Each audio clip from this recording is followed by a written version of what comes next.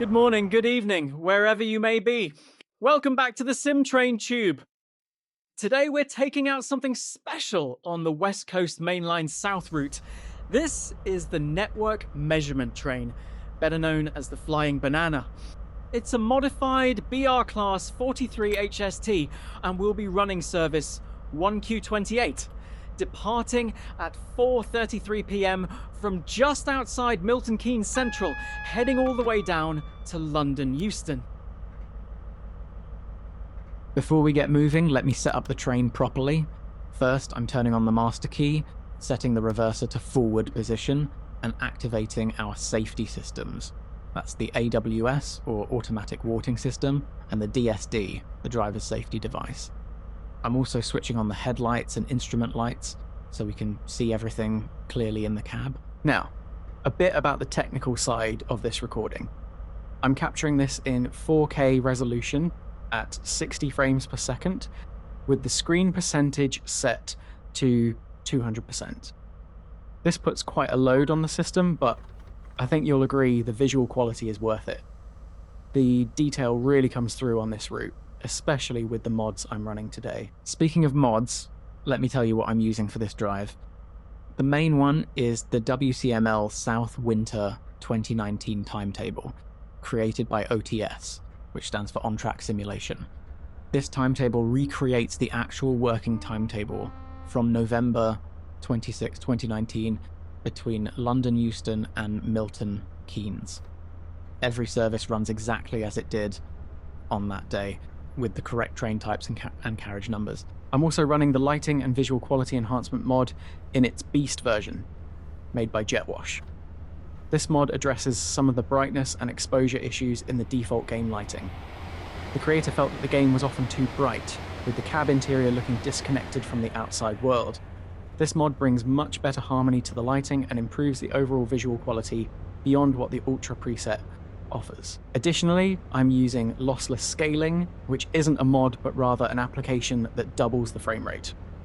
Train Sim World runs at 30 frames per second, but this app bumps it up to 60, which means my graphics card doesn't have to work quite as hard. With the Timetable mod, the Beast lighting version, and running at 200% screen percentage, this setup really pushes the system resources to their limits. I've also got the WCML South Enhancement pack installed, which makes numerous improvements to the route itself.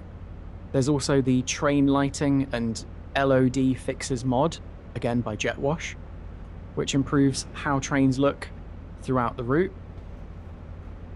And finally, I'm running TSW God mode by Foobian. Just ahead, we're passing Milton Keynes, and I can see a Freightliner Class 66 waiting at the station. Our speed limit here is 85 miles per hour. Now, let me talk about something different today. I want to explain why I'm doing commentary on this video and how I'm doing it. I've been making videos for YouTube for years now, but at times I felt they were missing something. Some of the longer videos, in particular, could be a bit boring to watch without any narration or explanation of what's happening. About a year ago, I tried using Power Director to add commentary. Honestly, it wasn't very good. It's paid software, and while it does have a text-to-speech feature, that feature isn't great either. It also requires credits to use, which adds another layer of inconvenience. The speed limit is increasing to 100 miles per hour now, and I'm starting to coast. We've got a Class 3 90 Pendolino passing us on the opposite track. I also experimented with AI-generated short video clips on a previous video. Those didn't work out well either. The frame rate was off. It wasn't the 60 frames per second that I record at. It looked odd and out of place, and honestly, it could be considered what people call slop. The speed limit is dropping to 90 now, and a fast-moving Class 3 90 is overtaking us on the right. So for this video, I'm trying something completely different. I used Claude AI to write this script. Claude is made by a company called Anthropic, not French, by the way, they're actually American. I provided Claude with a detailed document outlining everything about this journey, all the timestamps, the topics I wanted to cover, and the technical details. The speed limit has dropped to 75 miles per hour now. We're coming up on Bletchley Station, and there's a Class 390 passing on an opposite track in a moment. Once the script was written, I'm using something called Copilot Audio Expressions to turn that script into speech. It's a text-to-speech service that has several voices to choose from, both male and female, with UK, US, and Australian accents available. What's really interesting about Copilot Audio Expressions is it has an emotive feature. You can type in keywords and it will generate an emotional response in the voice. Things like sadness, joy, anger. It adds a lot more life to the narration than typical robotic text-to-speech. It also has a story mode where you can type keywords and it will create a 60 to 90 second story. Pretty impressive technology. The speed limit is increasing to 100 miles per hour now, and I'm applying power. A Class 350 just passed us on the opposite track. I'm hoping this approach makes the video more engaging and informative for you.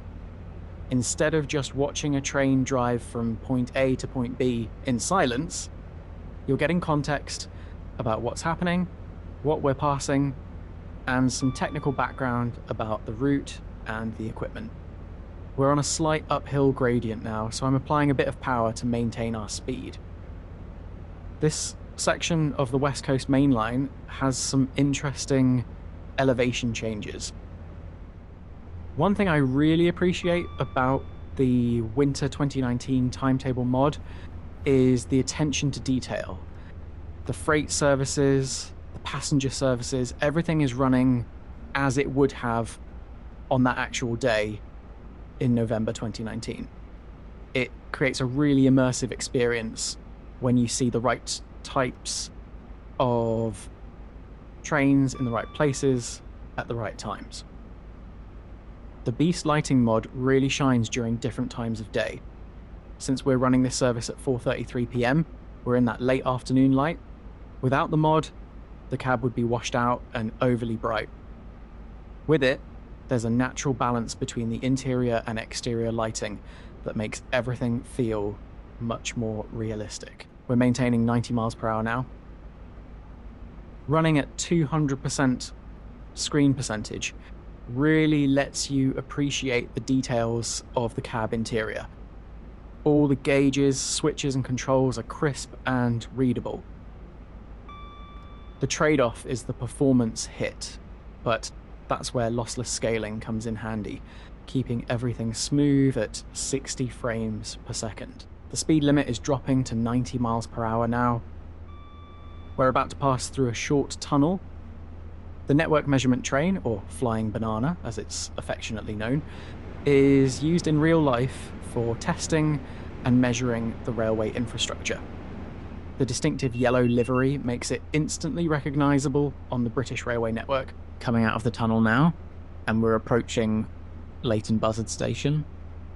I can see a Class 350 departing from the station on the opposite track. These Class 350 units are workhorses on this route, running stopping services while the Class 390 Pendolinos handle the faster, longer distance trains. The speed limit is increasing to 100 miles per hour shortly after passing Leighton Buzzard, so I'm applying power now. Up ahead, there's a Class 377 waiting for a green signal on the opposite track. The variety of rolling stock you see on this route is one of the things that makes it so interesting to drive. The Enhancement Pack mod adds so many improvements to this route that it's hard to list them all. Better textures, improved scenery, additional details around stations. It's the kind of mod that once you've used it, you can't really go back to the base route. The difference is that noticeable. This section of the route is pretty much straight track, which allows for these higher speeds. The West Coast Main Line is one of Britain's most important railway arteries, connecting London with the Midlands, northwest England and Scotland. The southern section we're driving today sees some of the most intensive railway traffic in the country. The train lighting and LOD fixes mod by Jetwash deserves a special mention. LOD stands for level of detail, which controls how much detail objects have at different distances. The mod improves how trains look, both when you're in the cab and when you see them approaching or passing. The lighting on the passenger carriages looks much more realistic, especially in the evening. We're about a minute away from the speed limit reduction to 90 miles per hour. I'm letting the train coast naturally now, which will help us hit that speed limit without needing heavy braking. The HST's aerodynamics mean it bleeds speed fairly gradually, so you need to plan your braking and coasting points carefully. Another Class 390 is passing on the opposite track. During rush hour on this route, the frequency of trains is incredible.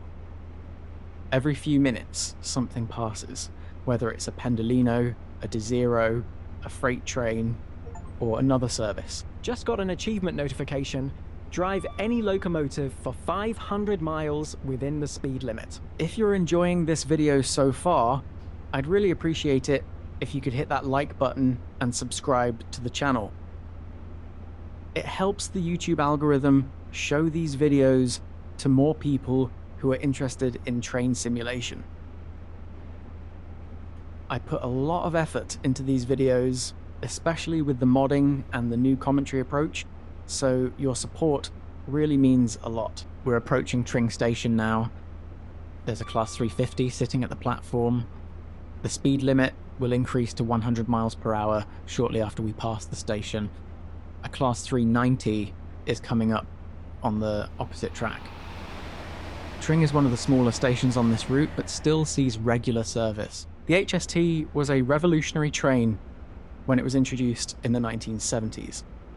The Intercity 125, as it was branded, transformed long-distance rail travel in Britain.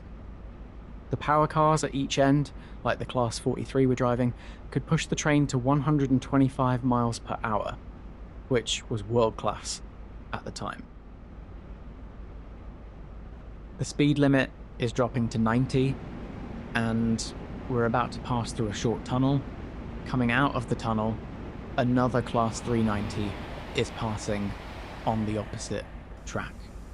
The frequency of these Pendolino services shows just how important this route is for intercity travel between London and the north.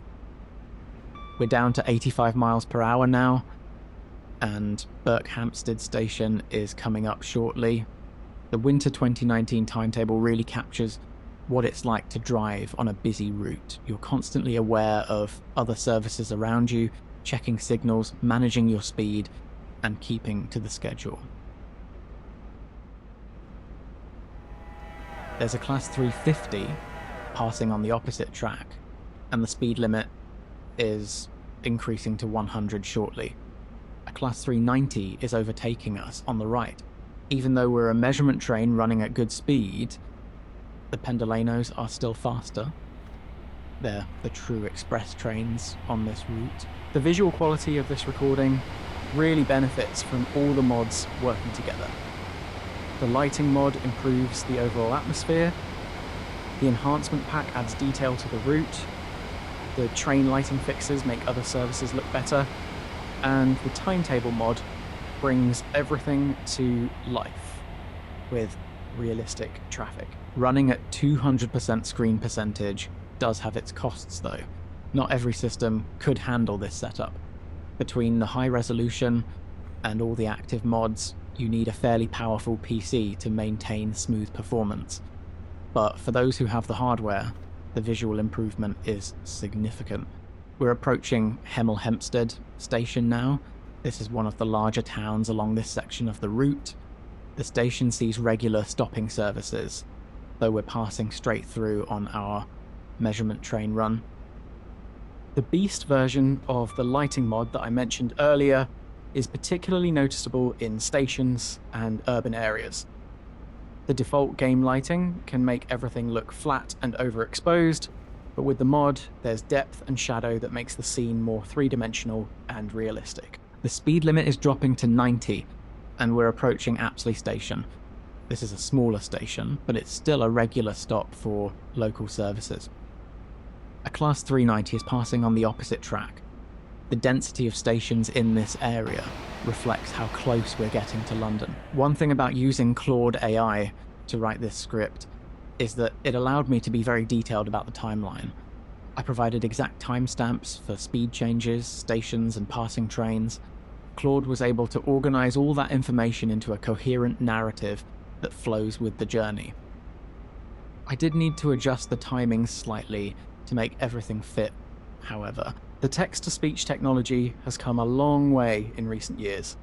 The Copilot Audio Expressions service I'm using sounds much more natural than older TTS systems. The pacing is good, the pronunciation is accurate, and with the emotive features, it doesn't sound as robotic as it would have just a few years ago. We're down to 75 miles per hour now, passing King's Langley station. Another Class 390 is going by on the opposite track. The variety in the traffic is one of the things the Timetable mod does so well. You're not just seeing the same trains over and over. Each service is different, running to its own schedule. There's a Class 350 passing on the opposite track, and the speed limit is dropping to 70 shortly after. As we get closer to London, the speed limits generally get lower. This reflects the more complex track layout, more frequent junctions, and the higher density of traffic in the approach to a major terminus. We're getting a double yellow signal ahead, which means caution. I'm applying the brakes to slow to around 50 miles per hour. The signalling system on the West Coast Main Line uses a 4-aspect colour light system. Green means clear, single yellow means caution, double yellow means preliminary caution, and red means stop. The signal ahead has changed to single yellow, so I'm braking harder to slow to around 30 miles per hour. A Class 66 freight train is passing on the opposite track shortly after. These freight services are the workhorses that keep goods moving across the country. Coming out of the tunnel, the speed limit drops to 75, but we're still under caution. I'm continuing to slow to around 30 miles per hour. This is where the AWS system really helps. It gives you audible warnings at each signal, so you know to check and respond accordingly. There's a red signal ahead, so I'm braking harder and preparing to stop if needed. Red means stop, and you do not pass a red signal under any circumstances. That's one of the fundamental rules of railway operation. Our current speed is down to 19 miles per hour now. The signal ahead has changed to single yellow, which means we can proceed, but with caution. I'm releasing the brakes and applying some power to accelerate to around 30 miles per hour. Even though the speed limit increases to 90 ahead, we're still under caution, so we need to be ready to stop at the next signal if necessary. A Freightliner Class 66 is passing on the opposite track. These diesel locomotives are common sights on freight services across Britain. They're reliable, powerful, and can haul heavy loads. The Class 66 has been a huge success for freight operations since its introduction in the late 1990s. The speed limit has dropped to 75, and we're still under caution. There's a possible red signal ahead, so I'm preparing to stop if needed. We're passing Watford Junction now. The signal ahead is a double yellow, so I'm releasing the brakes and accelerating to around 40 miles per hour. Watford Junction is a major station with connections to the London Underground. The speed limit increases to 90 miles per hour, but we're still under caution, so I'm accelerating to around 40 miles per hour.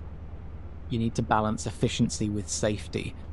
Accelerating too hard when you might need to stop soon is wasteful of energy and uncomfortable for passengers. even though we don't have passengers on this measurement train. We have a clear signal ahead now. I'm accelerating to 80 miles per hour as the speed limit drops to 80 shortly. Getting through this section with all the signals was a bit tense, but that's part of the challenge and realism of driving on a busy route like this. We're passing Bushey Station now. The speed limit increases to 90 miles per hour shortly after. A Class 350 is passing on the opposite track. Bushey is another station that serves the outer London suburbs. The frequency of stations really picks up as you get closer to the capital. Passing Carpenter's Park Station now. The Enhancement Pack mod adds a lot of detail to these smaller stations that makes them feel more alive. Better textures, improved buildings, more accurate signage. It's the kind of attention to detail that you might not notice consciously, but it all adds to the overall immersion. A Class 350 is passing on the opposite track, followed by a Class 378. The Class 378 is a London Overground unit, which indicates we're getting very close to London now. The speed limit is increasing to 100 miles per hour. Another Class 390 is passing on the opposite track. We're approaching Harrow and Wealdstone Station now. This is a significant junction with connections to the London Underground Bakerloo line and London Overground services. I can see an Underground train sitting at a platform as a Class 350 departs the station. Harrow and Wealdstone is one of those stations that shows how integrated the various parts of London's rail network are, with mainline, underground and overground services all meeting. We're passing Kenton Station, and shortly after we overtake a Class 710. The Class 710 is a relatively new electric multiple unit used on London Overground services. Overtaking other trains is always interesting in the sim, especially when they're on parallel tracks like this. Passing South Kenton Station now, and shortly after a Class 390 passes on the opposite track. These stations are coming thick and fast now. We're firmly in the London suburbs, and every station is well used by commuters travelling into and out of the capital. We're passing North Wembley Station. A Class 378 is sitting at the platform. A Class 377 passes on the opposite track just after. The variety of rolling stock in this area is really impressive. You've got mainline services, London Overground, and freight, all sharing the same corridor. Passing Wembley Central Station now, we're being overtaken by a Class 390, and the speed limit drops to 75. Wembley is famous for the National Stadium, and on event days, this station and the surrounding area get incredibly busy with sports fans and concert goers. There are several freight trains sitting at a yard to the left of the tracks. The speed limit increases to 90. These freight yards are crucial for the logistics operations that keep London supplied with goods. Even though passenger services get more attention, freight is a vital part of the railway network. Another Class 390 is passing on the opposite track. The speed limit is dropping to 75 shortly. We're now 4.7 miles out from a scheduled stop at Camden Junction. That means we'll need to start managing our speed more carefully as we approach. We're passing a stationary Class 378 and a Class 710 at a siding to the left. These sidings are where trains are stored between services or where maintenance work can be carried out away from the main running lines. Here's something interesting. There's a game bug where passengers are falling from the sky onto the track. These little glitches are part of the charm of Train Sim World, I suppose.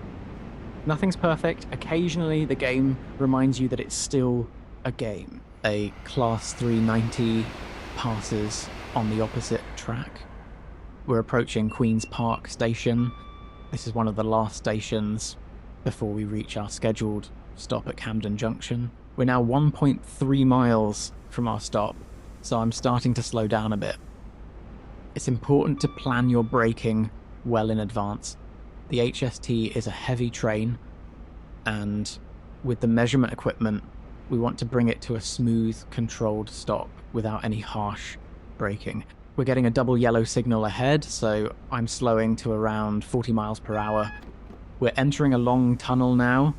Our scheduled stop is just in front of the exit on the other side. This is the approach tunnel into the Euston area, and it's quite lengthy. Single yellow signal ahead. I'm already below 30 miles per hour, which is good. A Class 350 passes on the opposite track. Even in the tunnel, the traffic continues. This really shows just how busy this route is at all times of the day. We've stopped in front of a red signal. This is our scheduled stop at Camden Junction. Here we'll wait for the signal to clear, which should be in about 15 minutes. Several trains will pass us during this time. I'll edit out most of the waiting time, leaving only the passing trains so you can see the activity. While we're stopped here, it's worth reflecting on the complexity of railway operations in an area like this. Camden Junction is a critical point in the network, where multiple routes converge before heading into Euston. The signalling system has to manage all these movements safely and efficiently. The Winter 2019 Timetable mod recreates these scheduled stops accurately. This is what the real 1Q28 service would have done. Measurement trains often need to wait for specific slots when the track is clear and conditions are right for the measurements they're taking. The signal is green now, and the speed limit ahead is 40 miles per hour. I'm accelerating carefully. Our final destination at London Euston is now just 1.6 miles away.